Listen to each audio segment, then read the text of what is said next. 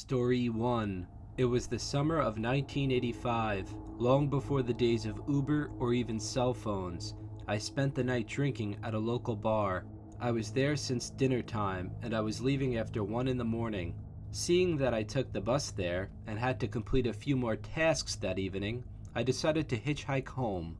I know, hitchhiking is dangerous. You never know who is going to pick you up. For God's sake, so many serial killers picked up hitchhikers and drove them straight to the cemetery, figuratively of course. But I'm careful, and nothing ever goes wrong for me. I paid my tab, went to the bathroom to get prepared, and left the pub. After walking a few miles east of the pub, I put my thumb up in the traditional hitchhiker gesture, indicating that I needed a ride. I continued walking slowly down the road. The first car that passed me was a yellow convertible. The car slowed down a bit when it got close to me. 2 college girls sat in the front seats. One motioned for me to come to the car. Excited, thinking I finally got a ride, I started walking towards them. Suddenly, one of them yelled a certain 2-word expletive at me before speeding off. Down, but not too discouraged, I continued walking with my thumb out. The second car that passed me was a large SUV. It slowed down and someone threw a large cup of soda at me. After I dodged out of the way of the incoming soft drink, the SUV quickly sped off. Just as I was going to give up on the entire idea, a third car passed. It was a small Volkswagen Beetle. An old woman was driving. She slowed down and rolled down her window. "Hello, young man. Would you like a ride?" the woman asked cheerfully. "Why, yes, ma'am. I would greatly appreciate it," I replied. I entered by the passenger door carefully. I didn't want to drop any of my stuff. I told her my home address and she began driving. I made sure I gave her a remote location so no other cars would be around. The woman wouldn't shut up. She kept going on and on about her sick husband and her new grandchildren. She even showed me pictures. She was making this tough, but my urges weren't going away. I knew what I needed to do. After a few more minutes of needless chit-chat, she turned onto a long unpaved road that led to my so-called address. I slowly grabbed the switchblade from my right pocket. Just as she was telling me all about her plans for the weekend, I took the blade and put it straight through her throat. The car started drifting off the road. As the old hag grabbed her neck and started making a suffocating noise, I took control of the wheel and pushed the emergency brake. If my calculations are correct, the woman lasted only 45 seconds, a new personal record. Seeing that my tasks were done, I threw the old hag into the field and drove her car to an abandoned parking lot. I wiped it for prints and walked home. The urges went away for the past few days, but they are slowly starting to return. Maybe I'll go for a drink at the local pub tonight. I don't have a car, but I'm sure I can get a ride home.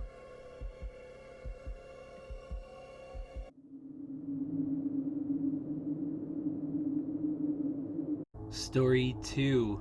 It was a cold winter night. I was watching football at a local bar and grill.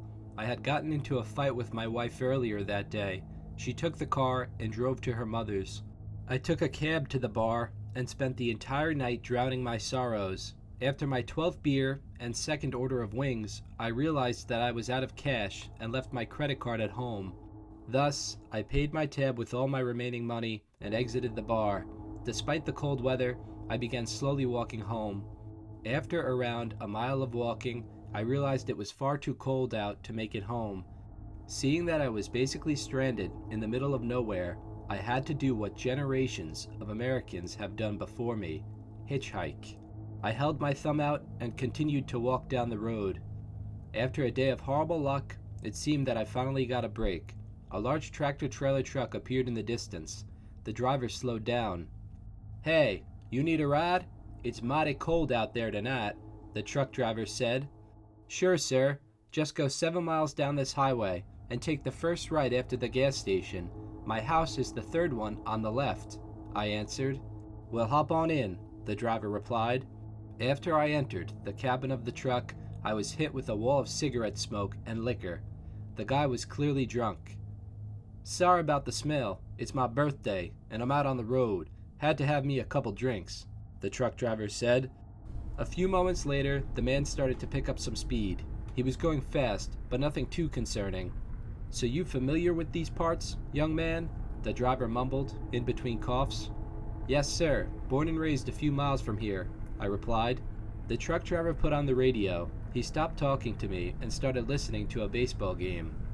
I would say around 5 minutes passed. The truck driver was going even faster now, well over 80 miles per hour. Can you please slow down a bit, sir? You're gonna miss the turn to my house, I pleaded. The turn to get to my block was no more than 100 feet away now. The truck driver quickly slammed on his brakes in an effort to make the turn. He completely lost control of the truck. It swerved from side to side before slamming into an oncoming car. We were fine. The truck was so large that it essentially ran over the oncoming sedan. Unfortunately, a family of 4 was returning home in the sedan. The father was making a turn directly down my block. They were all killed on impact. I'd be lying if I said the guilt has worn off. If I didn't hitchhike that night, that family would still be alive and well. Never hitchhike. You never know who you are getting into the car with. They might even be drunk. And that might just change the rest of your life.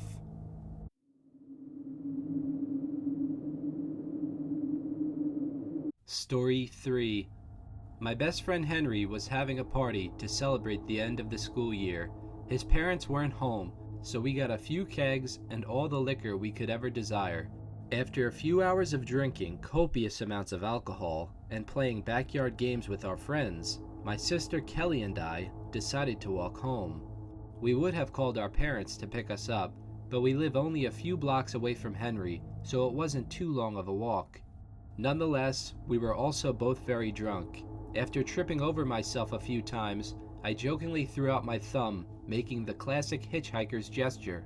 Kelly did the same thing. As we were laughing and walking down the block, a large SUV appeared in the distance. It had its brights on at first. As it approached us, it dimmed its brights and slowed down next to us. You guys need a ride? The driver asked. It was hard to see the driver in the dark, but he looked very young. It looked like he was no more than 15 or 16 years old, which is just old enough to drive in our state. Yeah, sure. We're just going about 3 miles down this block, Kelly replied cheerfully. I reluctantly agreed, and we entered the large SUV. I sat in the front passenger seat, and Kelly sat in the second row. There was also an unoccupied third row. I know it was stupid to get into the car, but he was just a kid. We didn't think he was anything to be afraid of. Nonetheless, when we entered the car, something felt wrong to me. I can't fully describe the feeling, but it almost felt that the driver was oddly nervous. However, we were both very drunk, so we told the driver thank you and he started driving towards our house. The first minute or so was pretty normal. Kelly and I sat there on our phones, and the kid started playing the radio. The kid was driving a bit too fast, but I was exhausted, so I didn't bother complaining. Anything to get us home faster was better in my book. As we were approaching our house, the kid floored it. He drove us right past it and continued driving towards the main highway located down our block. "What the hell are you doing?" I screamed to the kid. As if in response, a large man emerged from the third row. He was wearing a hockey mask and had a large machete. He grabbed Kelly and put the knife to her throat. "Don't move a muscle, or she gets it," the man mumbled. Kelly screamed in agony. I didn't know what to do. I was not only frightened, but extremely intoxicated. Without thinking, I unlocked my door and simply rolled out of the moving car. By the grace of God, I landed on grass and was completely fine, besides a few cuts and bruises. The large SUV stopped a few hundred feet away. Kelly was thrown out and landed directly on the concrete. The SUV sped off into the night. Kelly had a severe concussion and was in shock, but she ended up making a full recovery. I immediately called the police to report the incident. After describing the young kid and the man in the hockey mask, the officer's jaw dropped. There had recently been 3 murders in our county. All involved a young boy who posed as a defenseless teenager to make unsuspecting victims let their guard down. Just when the victims were as vulnerable as possible, the boy's demented father would emerge and stab them to death. Never hitchhike. Even if it's for only a few blocks, you never know who is looking for new victims.